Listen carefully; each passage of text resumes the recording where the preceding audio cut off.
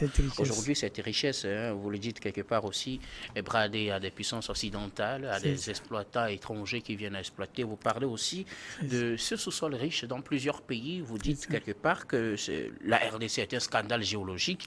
Vous prenez par exemple le diamant qui est exploité à près de 19 millions de carats par an, l'or, plus de 40 000 kilogrammes par an, le zinc, 7 800 tonnes par an. Ça, c'est ce qui concerne la République démocratique du Congo. Vous parlez aussi de la Guinée-Conakry, oui, juste à côté ici en Afrique de l'Ouest. Vous parlez de ce riche pays qui a aussi, selon vous, un scandale géologique avec sa bauxite surtout, les réserves potentielles d'or qui sont estimées à 700 000 tonnes pour le truc là.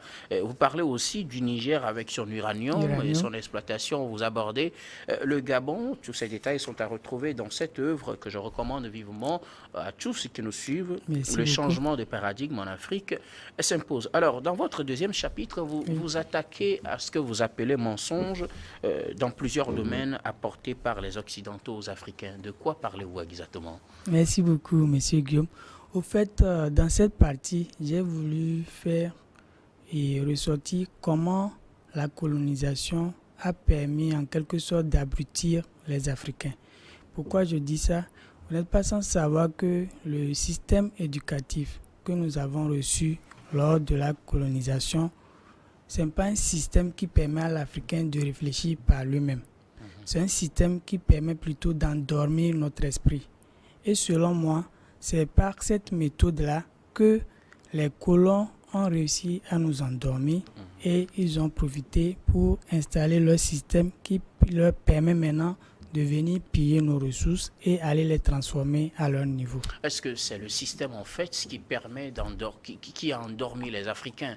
Nous savons qu'avant l'arrivée des Européens, les Africains avaient déjà des universités. Oui, mais est-ce que la manière de véhiculer le savoir africain, s'il était aussi efficace que ça, n'aurait pas pu permettre aux Africains d'être éveillés, de savoir que ce que ces gens-là font, c'est plutôt pour nous endormir? Est-ce que le problème ne se situe pas ailleurs plutôt? Bon, pour l'instant, ce que moi j'ai détecté, j'ai remarqué que c'est lors de la colonisation que les colons nous ont apporté des messages qui nous ont fait croire que nous sommes des êtres pauvres car seuls les pauvres iront au paradis. Vous voyez, si vous prenez le discours de Léopold, le roi Léopold II, il a bien dit qu'eux, ils viennent en concurrent. Vous voyez, qu'ils viennent pour nous dominer. Ils savent que nous avons déjà un Dieu. De ne pas chercher à changer et à nous rappeler cela, mais de chercher à nous inculquer ce que eux ils apportent, qui consiste à croire que seuls les pauvres iront au paradis. Vous voyez. Donc selon moi, c'est une conquête. Ils ont essayé de nous conquérir, mais en imposant quelque chose qui va nous endormir. Vous n'êtes pas sans savoir que le subconscient, c'est ça qui gouverne les 90% de l'être humain. Et c'est 10% notre conscient. Donc c'est le conscient qui fait que vous me voyez actuellement.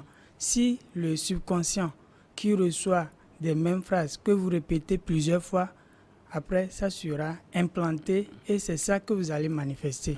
Donc selon moi, c'est le fait d'avoir répété tout ce qu'ils nous ont dit qui a fait que nous sommes demeurés pauvres au lieu de nous réveiller, au lieu de faire travailler notre esprit pour savoir que nous pouvons également construire notre Afrique. Et c'est ça qui a fait que nous avons abandonné notre savoir-faire, selon vous.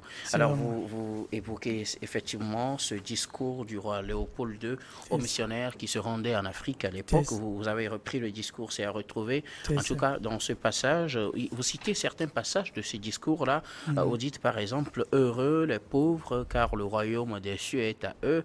Et il est difficile pour un riche d'entrer au ciel. » En substance, c'est le roi Léopold II qui disait cela, effectivement, aux missionnaires.